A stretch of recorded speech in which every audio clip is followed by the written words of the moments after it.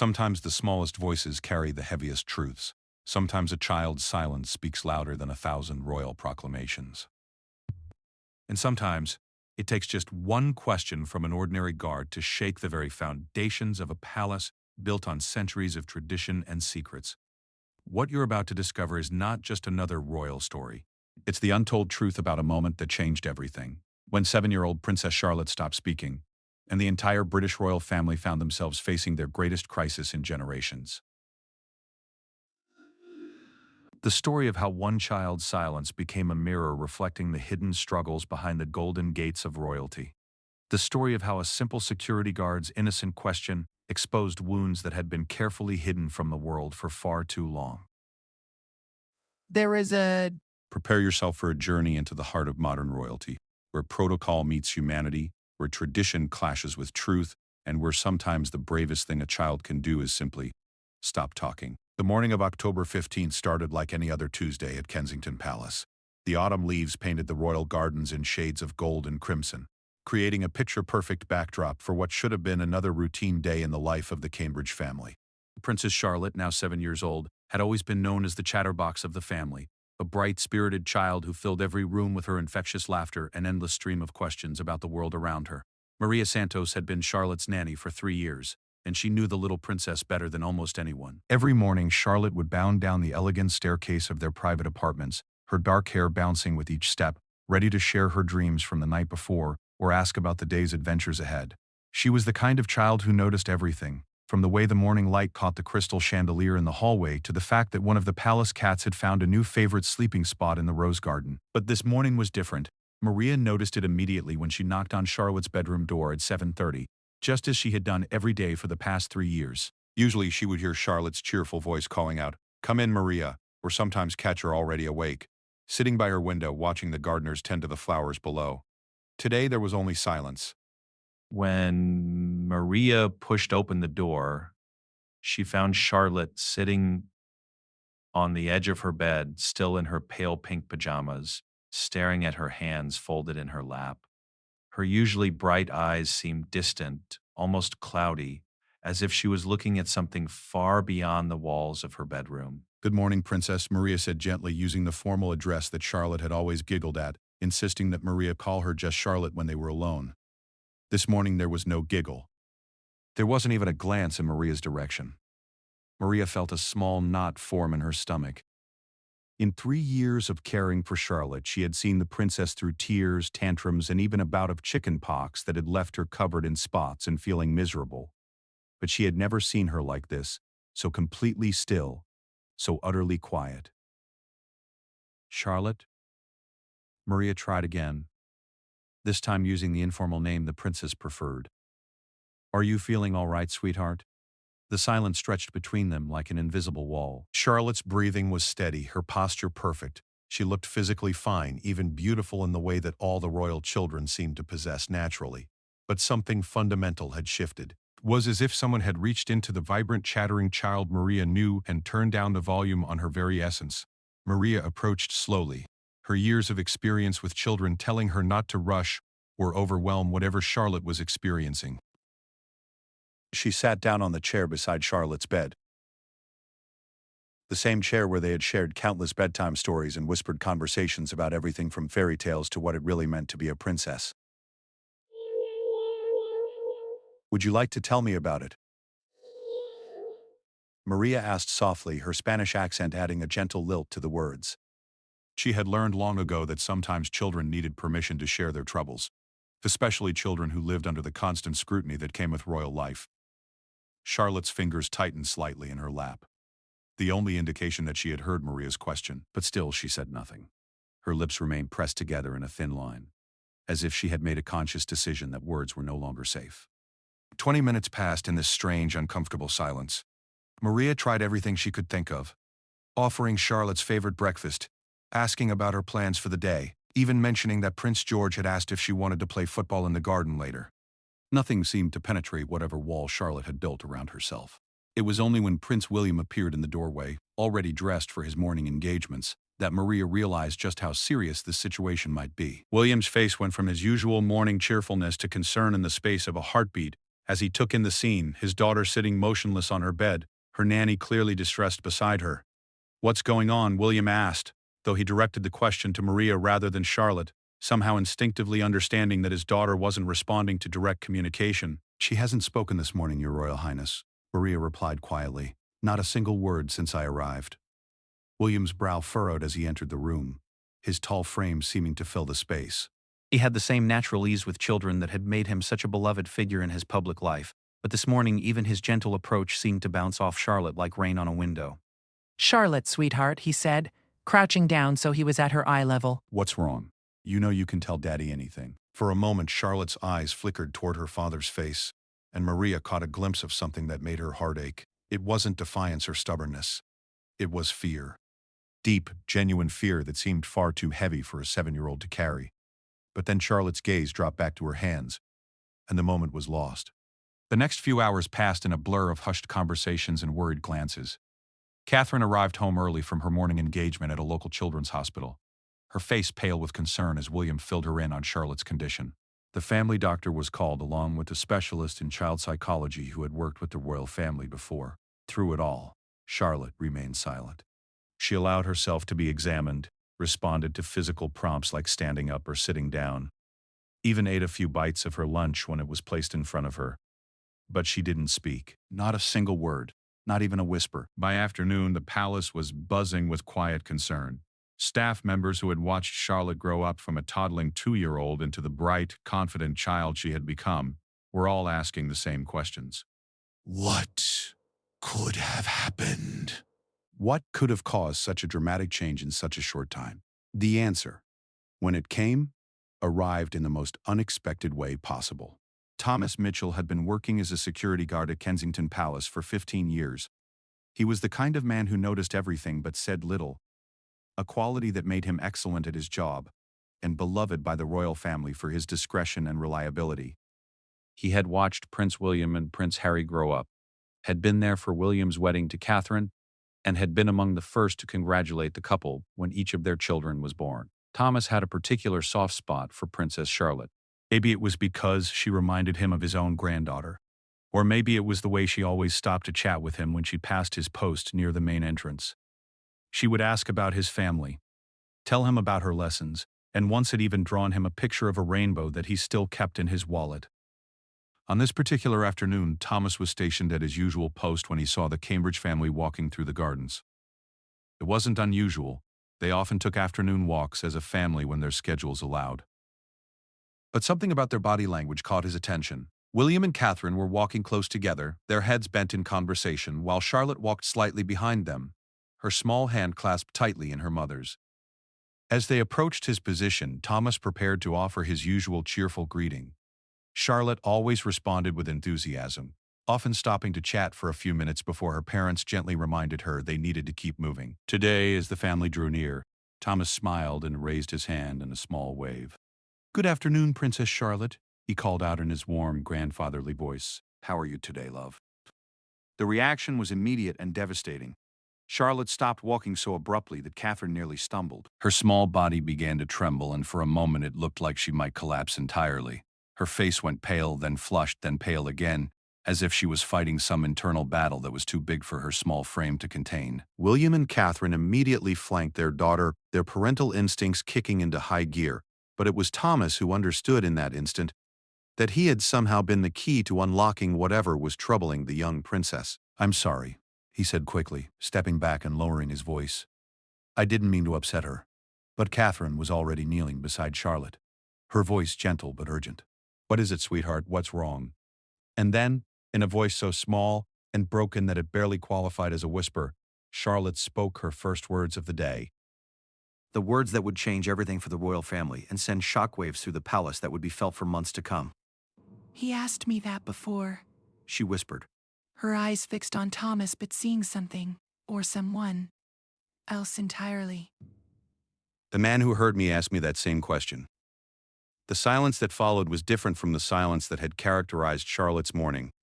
This was the silence of a world suddenly shifted off its axis, of adults struggling to process words that no child should ever have to speak. William's face went white. Catherine's hand flew to cover her mouth, and Thomas felt his heart break for the brave little girl who had somehow found the courage to break her silence when it mattered most. In that moment, everything changed. The question that Thomas had asked innocently, a simple "How are you today, love?" had unlocked a door that Charlotte had been desperately trying to keep closed. And behind that door was a truth that would test the strength of the royal family in ways they never could have imagined. The investigation that followed would uncover a network of secrets and lies that reached into the highest levels of the palace hierarchy. It would reveal how someone with access to the royal family had exploited that trust in the most heinous way possible. And it would show the world that even princesses, especially princesses, could be vulnerable to the kind of predators that parents everywhere feared. But all of that was still to come. In this moment, on this autumn afternoon in the palace gardens, there was only a little girl who had found her voice again, and the adults around her who would move heaven and earth to make sure she never had to use it to reveal such terrible truths again. The hours following Charlotte's revelation moved with the swift precision of a military operation, yet underneath the organized chaos lay a family in crisis. Within 30 minutes of Charlotte's whispered confession in the garden, Kensington Palace had been transformed into something resembling a crime scene, though one handled with the delicate sensitivity that the situation demanded. Detective Chief Inspector Sarah Reynolds had been called in specifically for her expertise in cases involving children and her proven ability to handle high-profile investigations with discretion. She was a woman in her 40s with kind eyes and a gentle manner that belied her razor-sharp investigative skills. Over the past 15 years, she had built a reputation for getting children to open up about traumatic experiences without re-traumatizing them in the process. When Sarah arrived at the palace, she found the Cambridge family in William and Catherine's private sitting room, a space that usually radiated warmth and comfort but now felt heavy with tension and fear. Charlotte sat curled up in her mother's lap, still wearing the same clothes from the morning but now wrapped in a soft blue blanket that Catherine held around her like armor against the world. William paced near the window, his usually composed demeanor cracked with worry and barely contained rage. Every few minutes he would glance toward his daughter with an expression that broke Sarah's heart, the look of a father who would do anything to take his child's pain away but felt utterly powerless to do so. "Princess Charlotte," Sarah said softly as she settled into a chair across from the family. "My name is Sarah, and I'm here to listen to whatever you want to tell me. But first I want you to know that you're very brave for speaking up, and nothing that happened to you is your fault. Do you understand that?" Charlotte nodded almost imperceptibly against her mother's shoulder. It was progress, Sarah knew, even if it seemed minimal. Many children who had experienced trauma struggled to engage at all in the immediate aftermath of disclosure. "Can you tell me about the man you mentioned?" Sarah asked, keeping her voice calm and non-threatening. "You said someone asked you the same question that Thomas asked today. Can you tell me about that person?" For a long moment, Charlotte remained silent, and Sarah began to worry that the little princess had retreated back into herself. But then, in a voice that was barely audible, Charlotte began to speak.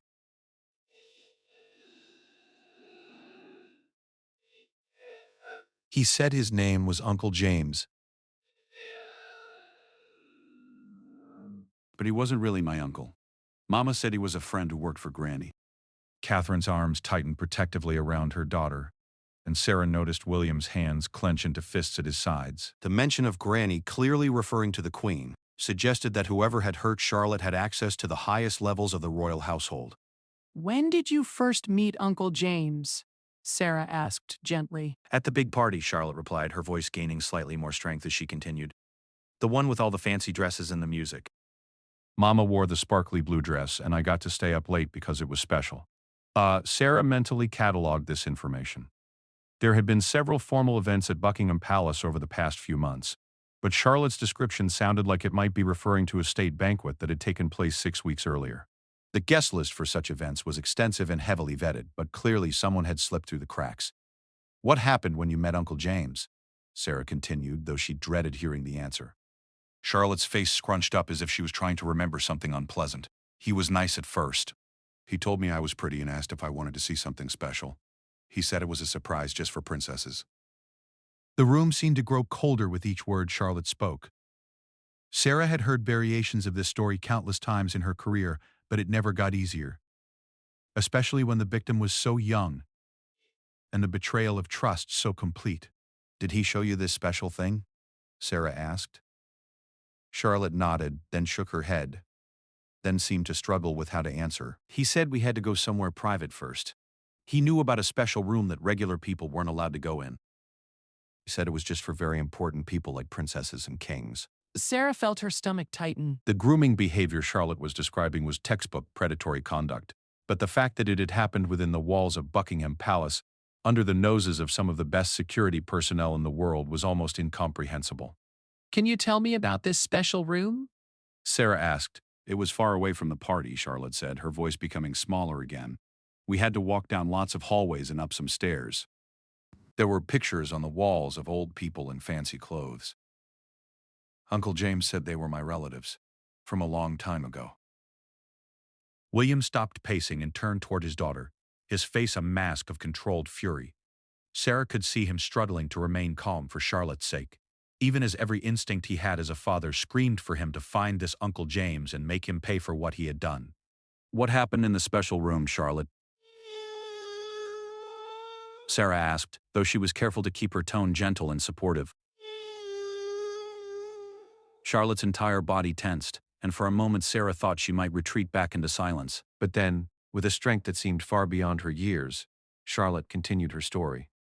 He told me I was very special and that he wanted to take some pictures of me to show the Queen how pretty I was. He said it would make Granny very happy. Charlotte paused, her small hands twisting in the fabric of her blanket. But then he said I had to take off my dress so the pictures would be really special. Catherine made a sound that was part sob, part gasp, and William's face went absolutely white. Sarah felt her own professional composure waver for just a moment before she regained control. You don't have to tell me anything that makes you uncomfortable, Sarah said quickly. But if you can, it would help us make sure Uncle James can never hurt you or any other children again. Charlotte looked up at her mother, who nodded encouragingly even as tears streamed down her face. It's okay, sweetheart, Catherine whispered. You're safe now, and telling Sarah will help keep other children safe too. I said I didn't want to, Charlotte continued, her voice growing stronger with her mother's encouragement. I said Mama told me never to take my clothes off for strangers, but he said he wasn't a stranger because he worked for Granny, and he said all princesses had to have their special pictures taken. Sarah felt sick imagining this monster using Charlotte's royal identity as a tool to manipulate her into compliance.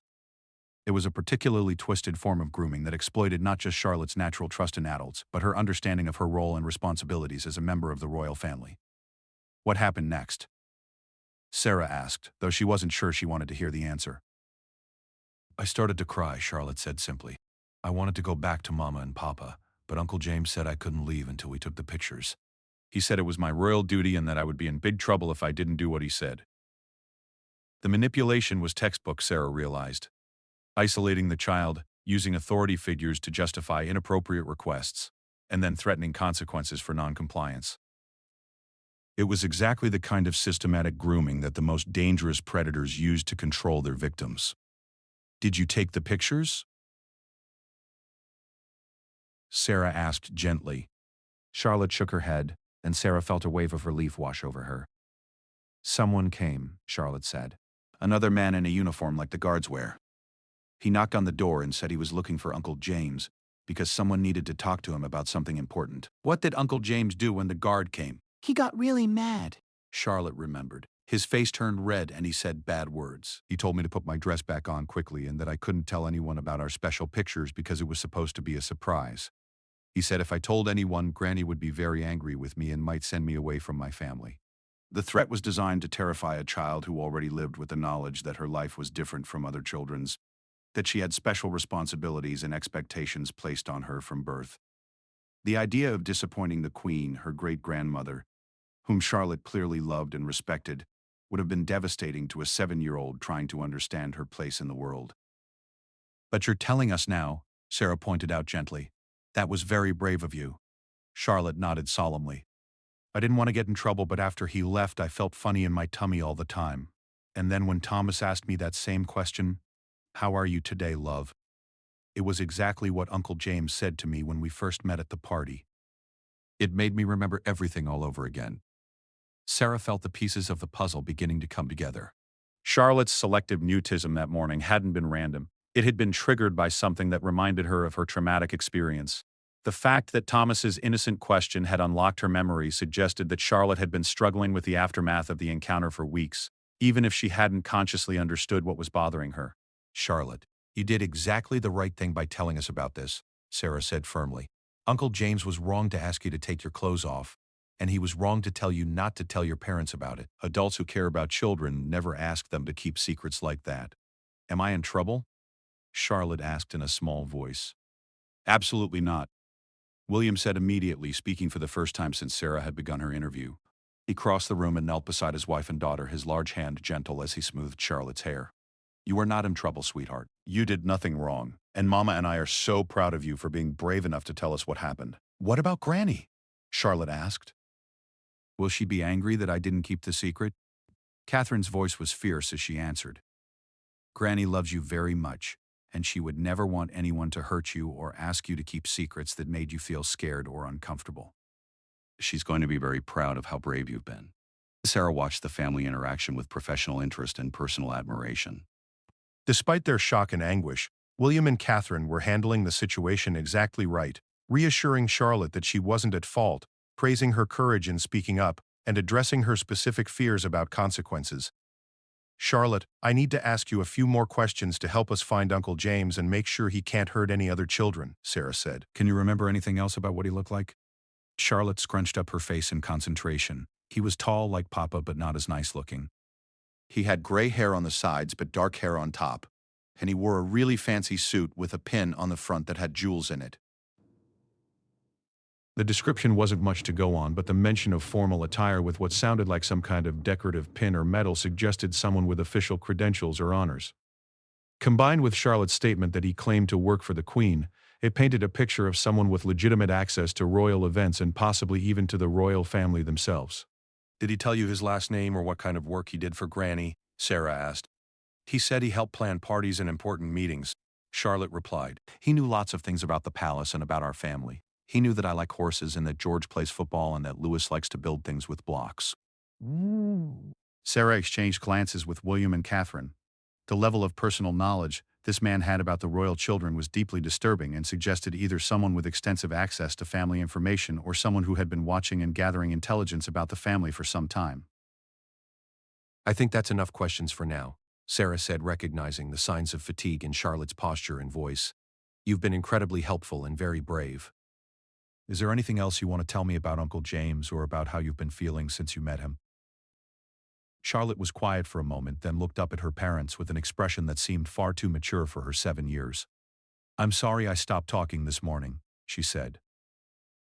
I just felt like if I didn't say anything, maybe it would all go away and I could pretend it never happened. Oh, sweetheart, Catherine whispered, pulling her daughter closer.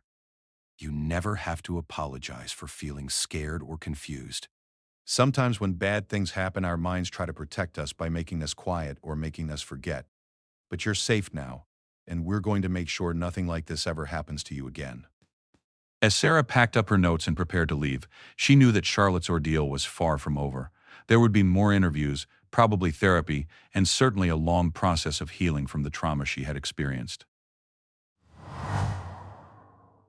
But the little princess had taken the first and most important step by finding the courage to speak up and tell the truth.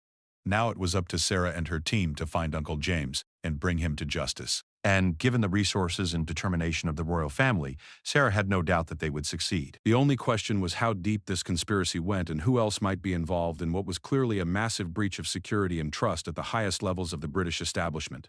The investigation that followed Charlotte's brave disclosure would go down in royal history as one of the most thorough and discreet operations ever undertaken by the British authorities. Within hours of Detective Chief Inspector Sarah Reynolds' initial interview with the young princess, a joint task force had been assembled involving Scotland Yard's Specialist Crimes Unit, Royal Protection Officers, and MI5 personnel with expertise in threats to national security. The Command Center for Operation Safeguard, as it had been quietly designated, was established in a secure facility in central London, away from the prying eyes of the media and the curious glances of palace staff who might inadvertently compromise the investigation. The team worked around the clock, methodically analyzing guest lists, security footage, and personnel records from every royal event that had taken place over the past 6 months. Detective Inspector Michael Chen, Sarah's partner and a specialist in digital forensics, had been tasked with reviewing hundreds of hours of security camera footage from Buckingham Palace. It was tedious work, made more challenging by the fact that they were looking for a man whose appearance they only knew from a 7-year-old's description. But Charlotte's memory had proven remarkably accurate in other details, so the team was hopeful that her description of Uncle James would be equally reliable. The breakthrough came on the third day of the investigation. Michael was reviewing footage from the state banquet Charlotte had mentioned when he spotted something that made him sit up straighter in his chair. There, in a corridor leading away from the main ballroom, was a tall man in formal evening wear walking alongside a small figure in a sparkly blue dress, unmistakably Princess Charlotte in the same outfit she had described to Sarah. "Sarah, you need to see this," Michael called across the command center, his voice tight with urgency. Sarah hurried over to Michael's workstation, where he had paused the footage at the moment when the man and Charlotte were most clearly visible to the camera. The man appeared to be in his late 50s or early 60s, with the distinctive gray and dark hair pattern Charlotte had described. He wore a formal white tie and tails appropriate for a state banquet, and prominently displayed on his chest was an ornate medal or decoration that caught the light as he moved. "Can you enhance the image of that medal?" Sarah asked, leaning closer to the screen. Michael worked his technical magic, zooming in and adjusting the contrast until the decoration became clearly visible. It was an elaborate star-shaped medal with what appeared to be precious stones set around the edges, exactly matching Charlotte's description of a pin with jewels in it. "Look for anyone with honors or decorations that match what we're seeing here." The guest list for a state banquet was extensive, including diplomats, government officials, military leaders, business executives, and various other dignitaries deemed important enough to dine with the royal family. But when Michael filtered the list to include only those who would have been wearing formal decorations that evening, the possibilities narrowed significantly. "Here," Michael said after 20 minutes of careful analysis, "James Hartwell, age 62, former Deputy Private Secretary to Her Majesty. He was awarded the Royal Victorian Order 15 years ago. That's the medal we're seeing in the footage." Sarah felt her pulse quicken as she read through Hartwell's file. As a former deputy private secretary, he would have had extensive knowledge of royal protocol and intimate access to information about the family's private lives. His position would have granted him security clearance to move freely through royal residences, and would explain how he knew so many personal details about the royal children. "What's his current status?" Sarah asked. "Officially retired 5 years ago, but he's listed as an occasional consultant on ceremonial matters," Michael replied, scrolling through the file. "He still has limited access to royal events and maintains friendships with several current palace staff members." Sarah felt pieces of the puzzle clicking into place. Hartwell's position as a trusted former employee would have made him virtually invisible to security personnel who had known him for years. His knowledge of palace layout and protocols would have enabled him to lead Charlotte to a private room without raising suspicion, and his ongoing relationship with the royal household would have given him the perfect cover for his predatory behavior. "Do we have a current address for him?" Sarah asked. "Yes, and it's interesting," Michael said, his fingers flying across his keyboard. "He lives in a converted coach house on the grounds of a country estate in Surrey. The main house belongs to Lord Pemberton, another former palace official. It's quite isolated, perfect for someone who wants to avoid unwanted attention." Sarah made a quick decision. "Alert the tactical team. We're moving on Hartwell's location within the hour." The arrest of James Hartwell took place at dawn, on a misty Thursday morning, exactly 1 week after Charlotte had broken her silence in the palace gardens. The operation was conducted with military precision, with armed officers surrounding the coach house, while Sarah and her team executed the search warrant. Hartwell answered the door in his dressing gown, his face immediately revealing his guilt when he saw the assembled officers. He was a man who had spent decades navigating the corridors of power with smooth confidence, but faced with the reality of his crimes being exposed, he crumbled like a house of cards. "I suppose this is about the girl," he said quietly, as Sarah placed him under arrest. The search of Hartwell's residence revealed evidence that made even the experienced officers sick to their stomachs. Hidden in a secret compartment behind a bookshelf, investigators found dozens of photographs of royal children taken over the years. Not the inappropriate images he had attempted to take of Charlotte, but surveillance photos that showed he had been watching and planning for far longer than anyone had imagined. There were detailed notes about the children's schedules, their likes and dislikes, their fears and vulnerabilities. Charlotte's file was the thickest, filled with observations about her trusting nature and her eagerness to please adults. It painted a picture of a predator who had been systematically grooming not just Charlotte, but potentially other royal children as well. Most damning of all was a journal in which Hartwell had recorded his twisted fantasies and his careful plans for how to access and manipulate the royal children. The entries dating back several years showed a man who had become increasingly bold in his predatory behavior, using his trusted position within the royal household to feed his sick desires. "He's been planning this for years," Michael said grimly as he reviewed the evidence. Charlotte wasn't his first intended victim. She was just the first one he got close to actually harming. The trial of James Hartwell would become one of the most closely watched legal proceedings in British history, though strict reporting restrictions were put in place to protect Charlotte's privacy. Hartwell ultimately pleaded guilty to attempted sexual assault of a minor and possession of indecent images, sparing Charlotte the trauma of having to testify in court. During his sentencing hearing, Hartwell's defense attorney attempted to portray him as a man who had suffered a mental breakdown due to the stress of his royal responsibilities, but the judge, the Honorable Justice Elizabeth Morrison, would have none of it. "Mr. Hartwell," she said from the bench, her voice ringing with authority and disgust, "you used your position of trust and respect to prey upon innocent children. You exploited your knowledge of royal protocol and your access to the royal family to pursue your twisted desires. The fact that you targeted children who had been taught to respect and trust adults in positions of authority makes your crimes particularly heinous." Justice Morrison sentenced Hartwell to 12 years in prison, noting that his age and previous good character were outweighed by the serious nature of his crimes and the breach of trust they represented. She also ordered him to register as a sex offender for life and banned him from any contact with children under the age of 16. "Your actions have not only harmed Princess Charlotte," the judge continued, "but have shattered the trust that should exist between those who serve the royal family and the family members themselves. The damage you have caused will take years to heal, and the fear you have instilled in a 7-year-old child is something for which there can be no adequate punishment." While the legal proceedings unfolded, the royal family focused on Charlotte's healing and recovery. The little princess began working with Dr. Amanda Foster, a child psychologist who specialized in trauma recovery for young victims of sexual abuse. Dr. Foster's approach emphasized helping children understand that they were not to blame for what had happened to them while giving them tools to process their emotions and fears. Charlotte's sessions with Dr. Foster took place in a comfortable room at Kensington Palace that had been converted specifically for therapeutic purposes.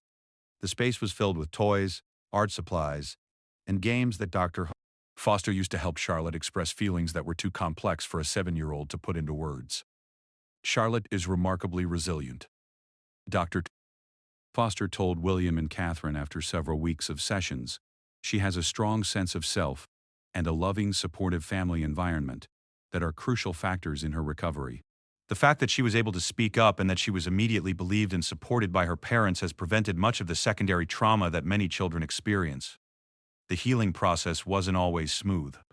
Charlotte experienced nightmares for several months after the incident, often waking up crying and asking to sleep in her parents' bed.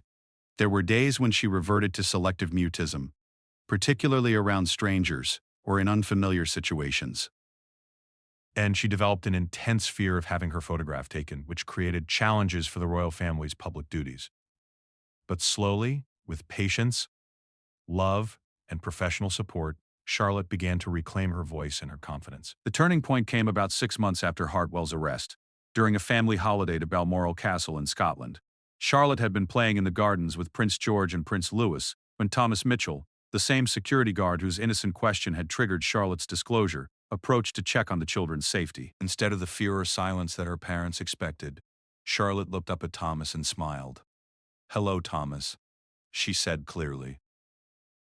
"I'm having a good day today. George taught me how to skip stones in the pond."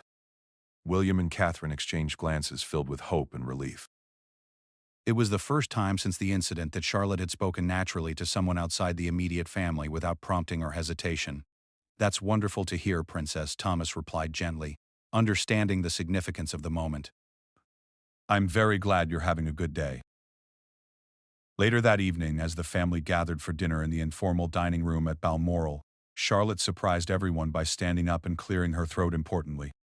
"I want to say something," she announced, her voice carrying the authority that seemed to come naturally to all the royal children.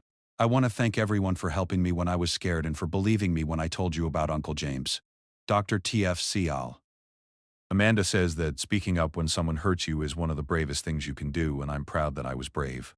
She paused, looking around the table at her family's faces, all of them showing various degrees of pride, love, and lingering concern. "And I want to say that even though something bad happened, I'm not going to let it make me afraid forever.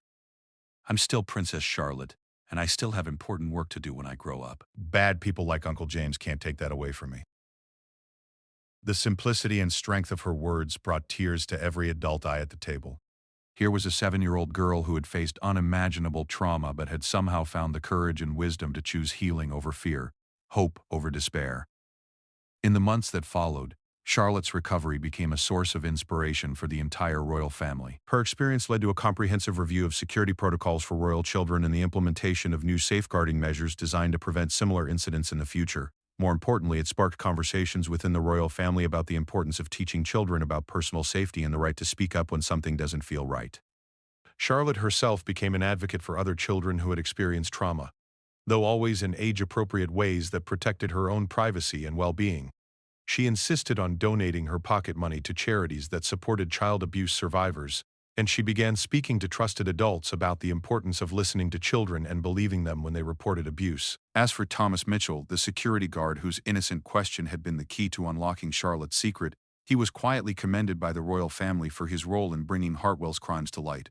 But perhaps more meaningfully, he received a handmade thank you card from Charlotte herself, decorated with rainbows and flowers and containing a simple message: "Thank you for helping me find my voice again." The story of Princess Charlotte's silence and the courage she found to break it became a powerful reminder that even in the most privileged and protected environments, children can be vulnerable to those who would harm them. But it also demonstrated the incredible strength and resilience that children possess when they are supported by loving families and believed by the adults in their lives. Charlotte's experience changed not just her own life but the lives of everyone around her. It reminded the royal family that their most important role was not as public figures or symbols of tradition, but as parents protecting their children in an uncertain world. And it showed that sometimes the bravest thing anyone can do, whether they're a princess or not, is simply to speak the truth, even when it's frightening, even when it's hard, and even when the whole world might be listening. Princess Charlotte went silent.